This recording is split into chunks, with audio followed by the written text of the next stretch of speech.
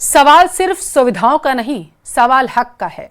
सवाल उस आत्मसम्मान का है जो हर दिव्यांग का अधिकार है। सामाजिक सरोकारों को ध्यान में रखते हुए न्यूज़ 18 हमेशा समाज के हर वर्ग की आवाज को उठाता है। और आज हम बात करेंगे उन लोगों की जो चुनौतियों से नहीं, सिस्टम से लड़ रहे हैं। आज हम आपको लेकर चलेंगे सीकर, जहां दिव्यांगों के लिए योजनाएं तो हैं, लेकिन जमीन पर हकीकत कुछ और ही कहानी बयां करती है।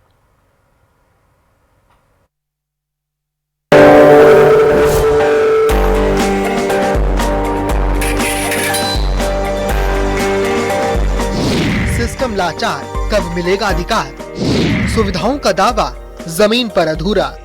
कागजों में रैंप, हकीकत में संघर्ष।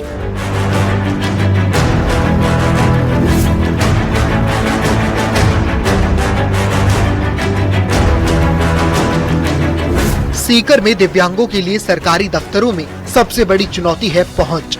कलेक्ट्रेट में रैंप तो है, लेकिन ऐसी जगह जहां तक पहुंचना ही मुश्किल है। जिले के सबसे बड़े अधिकारी तक अपनी बात पहुंचाना दिव्यांगों के लिए आसान नहीं, क्योंकि कलेक्टर कार्यालय पहली मंजिल पर है और वहां तक पहुंचने का कोई प्रभावी इंतजाम नहीं है। दिव्यांगों के सामने चुनौतियां कम नहीं है। इस वक्त हम सीकर कलेक्ट्रेट में मौजूद हैं और दिव्यांगों की सुविधाओं की अगर रियलिटी चेक करें तो ये ऐसा कार्यालय है जहां हर दिव्यांग को किसी न किसी काम से आना पड़ता है।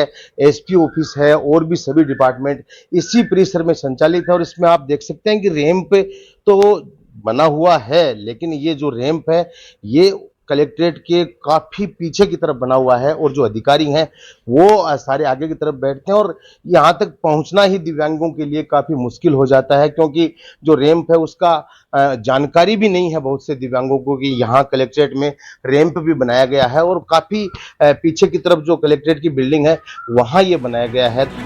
कलेक्ट्रेट के पास ही कोर्ट परिसर है, लेकिन यहाँ हालात और भी खराब है। ज्यादातर कोर्ट पहली मंजिल पर और कहीं भी रैंप नहीं। हालांकि शहर के सार्वजनिक शौचालयों में दिव्यांगों के लिए बेहतर सुविधाएं देखने को मिलती हैं, जहां रैंप और व्हीलचेयर जैसी व्यवस्थाएं मौजूद हैं। लेकिन सवाल वही, जब न्याय तक पहुंचना ही मुश्किल हो तो अधिकार कैसे मिलेगा? सीकर रोडवेज बस डिपो, जहां से हर दिन सैकड़ों लोग सफर करते हैं, लेकिन दिव्यांगों के लिए यहाँ कोई इंतजाम नहीं, न रैंप, न व्हीलचेयर, न टिकट खिड़की तक आसान पहुँच। और अगर शिकायत करनी हो तो 70-80 सीढ़ियां चढ़कर अधिकारियों तक पहुंचना होगा। रेलवे स्टेशन पर रैंप जरूर है, लेकिन ट्रेन में चढ़ने के लिए कोई खास सुविधा नहीं और ब्रेल सिस्टम भी नदारद है।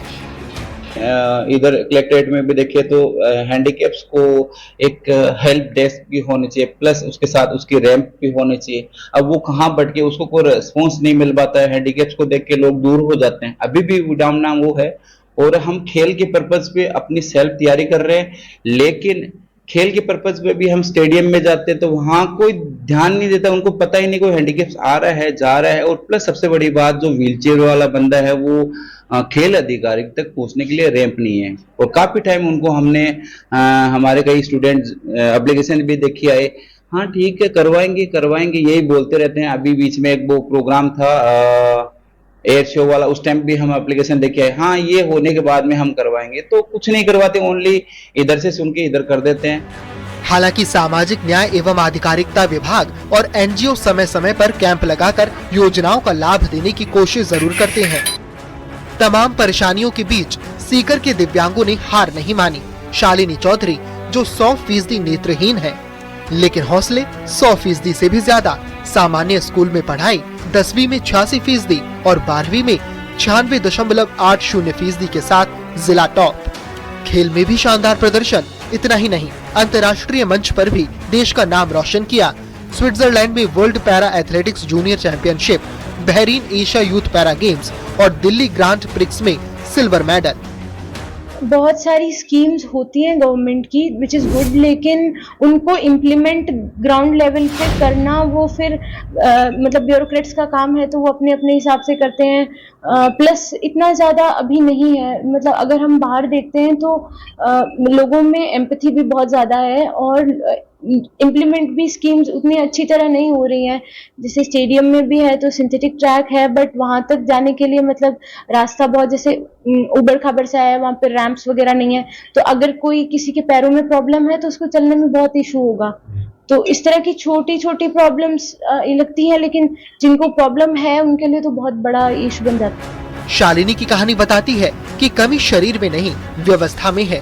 सीकर के दिव्यांगों ने अपने दम और हौसले के दम पर न केवल सीकर का बल्कि राजस्थान और देश का नाम अंतर्राष्ट्रीय स्तर पर रोशन किया है।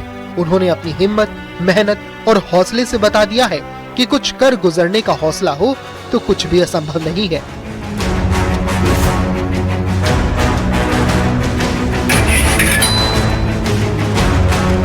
दिव्यांगों के लिए, चाहे वो ब्रेल हो, चाहे अन्य सुविधाएं हो, चाहे वो दिव्यांगों के लिए अलग से टॉयलेट हो, इस तरह की व्यवस्था भी यहाँ कलेक्ट्रेट में नहीं है, जबकि जिले के सभी जो बड़े अधिकारी हैं वो यहीं पहुंचते हैं। संदीप हुड्डा, न्यूज़ 18 सीकर। दिव्यांगों के लिए आवाज उठाने वाले और दिव्यांग अधिकारों के लिए लड़ाई को लड़ने वाले डॉक्टर अरविंदर सिंह ने न्यूज़ 18 राजस्थान की मुहिम की तारीफ की। उन्होंने कहा, दिव्यांगों के लिए बहुत किए जाने की अभी जरूरत है। सुगम्यता हक हर किसी का, ये कैंपेन है न्यूज़ 18 और पेनिशिया डिसेबिलिटी राइट्स एक्टिविस्ट की, और मैं हूं डॉक्टर अरविंदर, डायरेक्टर अर्थ डायग्नोस्टिक ग्रुप। अभी मैं खुद भी दिव्यांगता से पीड़ित हूं। जब जन्म हुआ था मेरा तो उसके बाद मुझे पोलियो हुआ, और फिर 80% डिसेबिलिटी के साथ में मैंने अपनी सारी पढ़ाई करी और ये सब कुछ अचीव करा कि आपसे आज इस मंच पर बात कर पा रहा हूं। अब देखिए, अचीवमेंट के लिए ये बहुत ज़रूरी है, जैसा ज़मीनी हकीकत पर हम देख रहे हैं कि बहुत सारा गैप है, बहुत गैप है। क्योंकि अगर सरकार ने 4% एम्प्लॉयमेंट के लिए रिजर्वेशन दे रखा है, तो उस रिजर्वेशन को पूरा करने के लिए उस सेंटर तक तो पहुंचना पड़ेगा ना, इम्तिहान देने के लिए उस इंटरव्यू तक तो आना पड़ेगा ना, उस ऑफिस के अंदर तो आना पड़ेगा। कैसे आएगा आदमी? उसको सुगम में ट्रेन चाहिए, एक्सेसिबल ट्रेन चाहिए। अब आप देखिए ट्रेन की हालत, कितने ऊंची सीढ़ियां हैं उसकी ट्रेन की, प्लेटफॉर्म्स कितनी दूर दूर हैं, कोई रैंप नहीं है, कोई लिफ्ट नहीं है, खाली 2% स्टेशन के अंदर लिफ्ट और एस्केलेटर की सुविधा उपलब्ध है, वो भी बड़े शहरों में। तो बहुत अभी काम जमीनी रूप पर होना बाकी है। बसेस की हालत देखिए तो नॉर्मल आदमी को इतने धक्के लगते हैं, बेचारा दिव्यांग उसके अंदर कैसे जाएगा। स्कूल्स के अंदर जाके देख लीजिए तो दिव्यांगों के पढ़ाने के लिए प्रॉपर सुविधाएं नहीं है।